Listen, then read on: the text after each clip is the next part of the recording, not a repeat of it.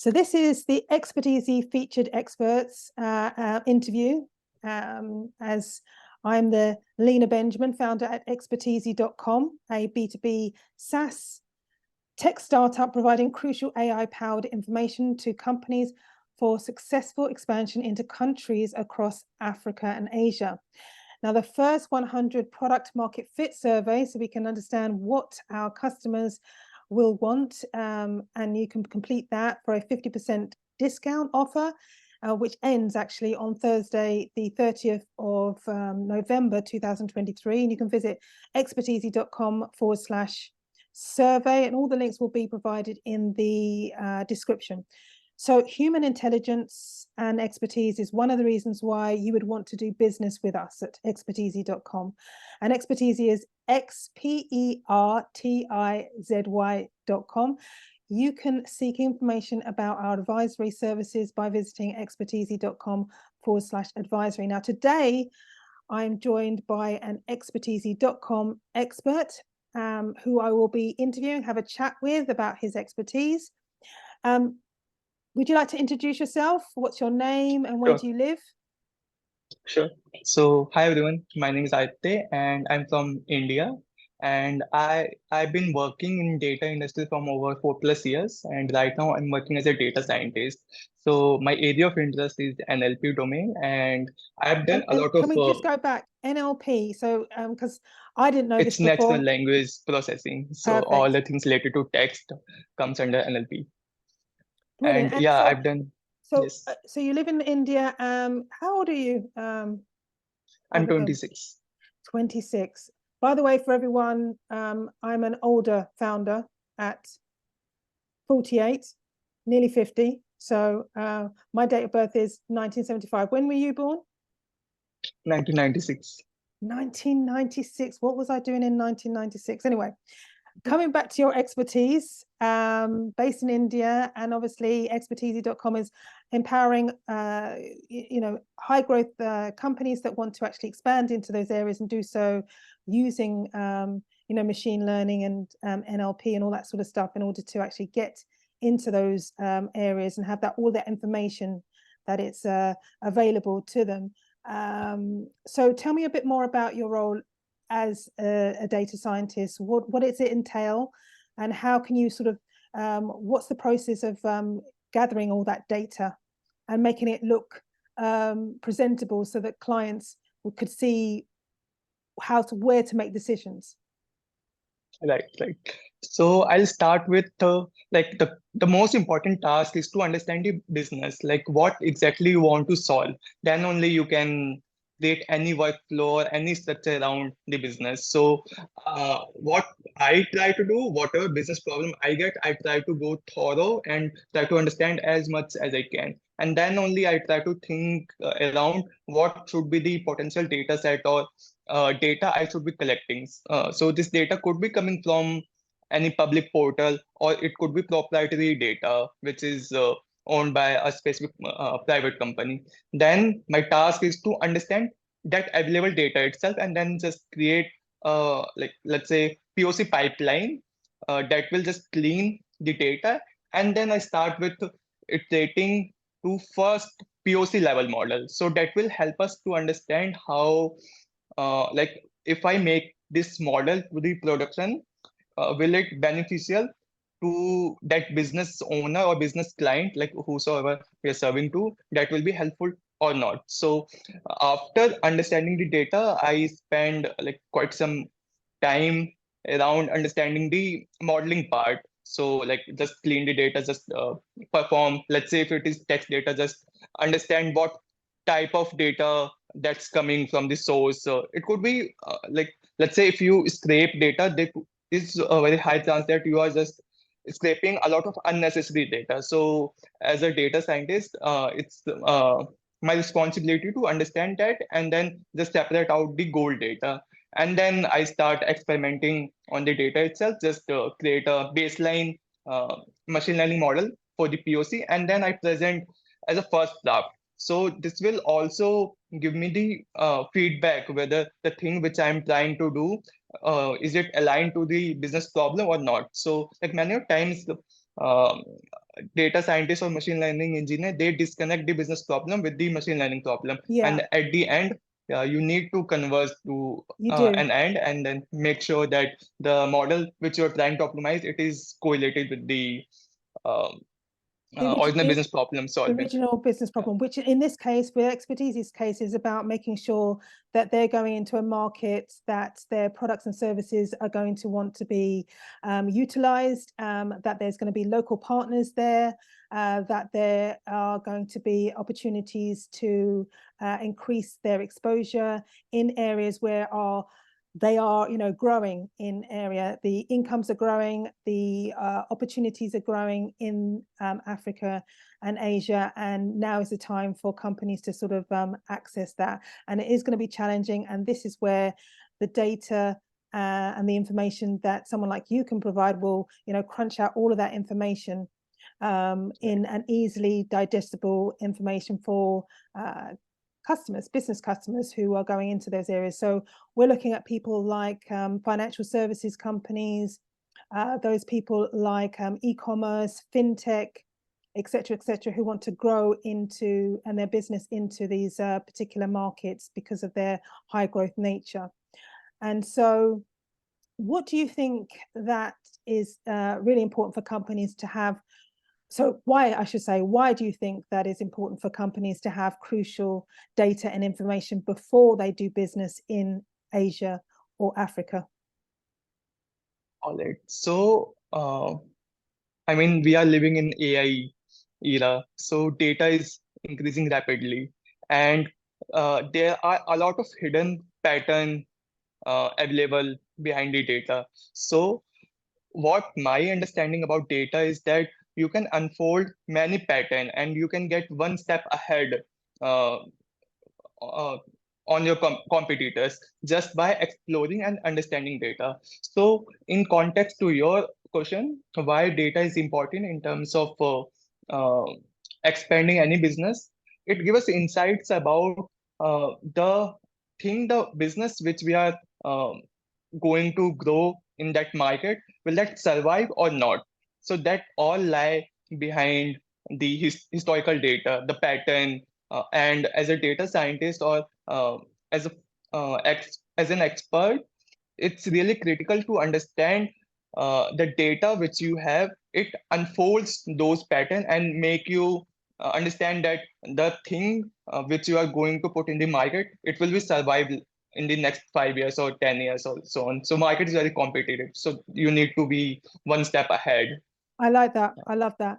The whole emphasis of Expertise as a startup, a very early stage startup, is to make sure that clients, customers have the opportunity to have that regular video calling conversations with experts like yourself and with me to see where their opportunities lie. So every time, every month there will be an opportunity for business customers to have those video calls, depending on which package you actually decide to, access as a subscription. And so that information that you get, we will get from those videos, and the data, so the human and the AI, the artificial intelligence and the data that we get will be merged into one, so it becomes a more of an opportunity for our clients, our customers, to be able to expedite and have that ongoing understanding about where their products are and how they can actually align it. Because sometimes when it comes to your products and services, you have to pivot all the time. Startups have to do that all the time. But as you grow and grow, you need to sort of pivot and understand, this particular product does it need to be sort of, I guess, tweaked a little bit, so that the customers who you're selling to are going to keep on buying it, as you say, over the long term. And Sure. so that needs So to be tweaked. yes, it also helps you to understand who are gonna be your potential buyer or potential customer, and at the same time, how you can retain those customer and acquire those customers. So through the current data, you can unfold this pattern that, okay, all right, this much amount I need to invest so that I can capture a particular cluster of group, and I can retain those customers. So this is my market cap and this is my potential buyers or potential consumers. So Mhm. through data, you can unfold all of these trends, I would say. Brilliant. Perfect. Perfect. Thank you very much for that. So why do you think that companies should consider expanding their business to Africa or Asia, in your opinion? Big markets. All right. So Asia, population. That's I would say that's a big pro. I mean, if you see any of the US based company, they want to do business in Asia and Africa, as you said, that because the market cap is here is very high. I mean, if you want to uh, reach to large audience and large consumer, these type of countries, these type of places, uh, it's it provides you a lot of consumer base, and at the same Absolutely. time it also provides you the complexity, like you need to segment a particular group of consumers that is aligned with your market. It's not like everyone is looking for a particular product. So with big population, diversity also comes in the picture, and you need to segment those consumer base. So in context to your question, the population, and that's a big pro, and that's the reason why they. Big time. The population, the increasing population, the increasing in terms of the middle class and the income Right. opportunities that are increasing. Much more younger population. Right. In Africa, you've got obviously, and India and other parts of Asia, you've got natural resources, particularly in Africa. So all of that is a really big plus, and you've got some really educated, like yourself, individuals, data scientists, analysts, business people in these particular countries in Africa and the country of India that people are going to want to do business with, but also are going to want to sell to, because there's an increase in spending and buyer power of those particular markets. So I love that. So which countries do you think in Africa or Asia, and obviously it's going to be Asia for you, in particular India, obviously Asia, both these are continents. Africa is a continent, Asia is a continent, and we're going to be looking at both of those continents. But in particular in India, why do you think countries or companies, as I say, should explore doing business in, and why? So why should companies do business in India, since you are, as an expert, an Expertise.com expert? Why do you think they should be doing business in India in particular?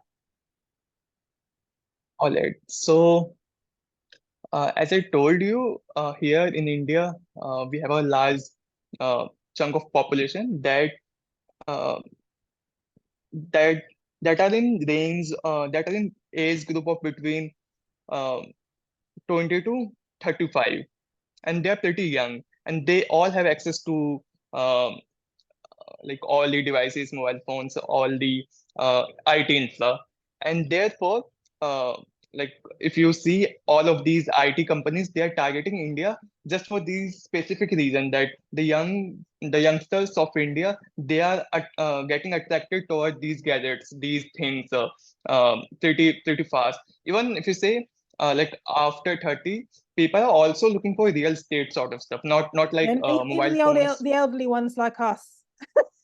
Yeah.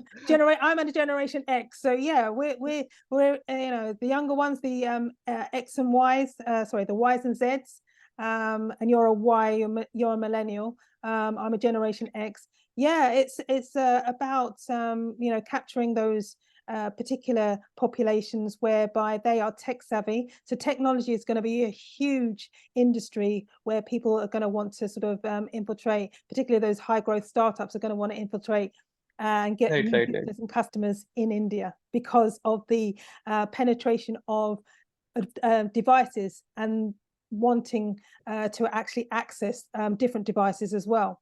And obviously with the disposable income in India and Africa and the increasing disposable income, that's going to obviously pique the attention of both high growth startups in the tech space and other industries, and also those enterprise clients, those larger organizations. We know that larger organizations are going into, particularly tech-based organizations are going into Africa and India and in Asia in its entirety. Those are the likes of the Netflix, the Amazon, and other larger organizations as well. Toyota as an automobile industry. There's a food company, Swiggy and Zomato. In a research, they found that only 5% of the total population, they're driving their 45% of the total revenue. Let's just think about if they are able to tap more number of middle class consumer, how much more revenue they are able to generate. Yeah, So nowadays, here everyone, they are able to have access of smartphones, and I mean a lot of these businesses run on these smartphones. If anyone has the access of smartphone and any smart device, they are the potential buyers, potential Yes. consumers. Yes.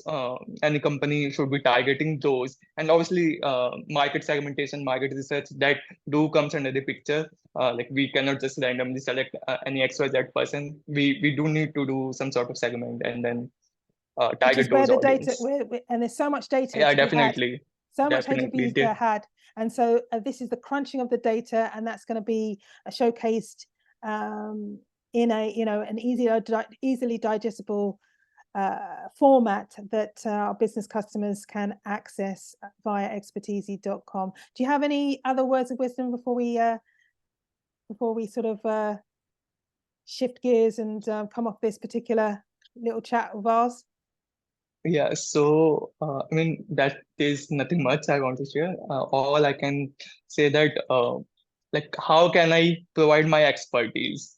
So I can just tell you that what is my niche, what is my area of interest, and what I think about data, and what will be the future of this NLP, or at least this data domain. So we all have seen this huge boom just because of ChatGPT. Everyone is starting and building their business around large language models. So they have trained this model on a huge chunk of data, and then only we have reached to this place. So this is a reason why data is very crucial part. We need to keep holding the data, keep exploring on the data, and then only we can come to that point where data will be so much valuable. Therefore, the product comes out of that data will be so much valuable. So as a data scientist, I try to explore these areas. Yeah, and a good point with the chat GPT is that that's not the only thing that the data is going to be, machine learning and all that, all the NLP stuff is about the chats. You can utilize that data in so many different ways in order to, reduce costs when it comes to going into specific markets, where you can analyze, as you were saying before, customer behavior in relation to your product or service. When it comes to even looking at the different languages and how to actually market and serve it and market to those particular audiences, and the data would be able to provide you with that information in easily digestible format for business customers. So the business applications for data and being a data scientist and actually providing the artificial intelligence reporting that we will be providing for customers is going to be absolutely huge. So thank you very much for your time. You hold on the line there, and thank you very much for being here. So for those of you who are listening to this particular YouTube video, please go to expertizy.com. So that's expertizy.com. Find out a bit more information. There's an advisory section. There's a 50% off section where you can get access, because we'd like to hear what the product market fit for this particular solution, and how it's going to empower your expansion into either Africa and Asia. So please do that. I'll have all the details in the chat. And if you want to have a chat with me, please go to experteasy.com/calendar, and hope to hear from you soon. Thanks very much for listening.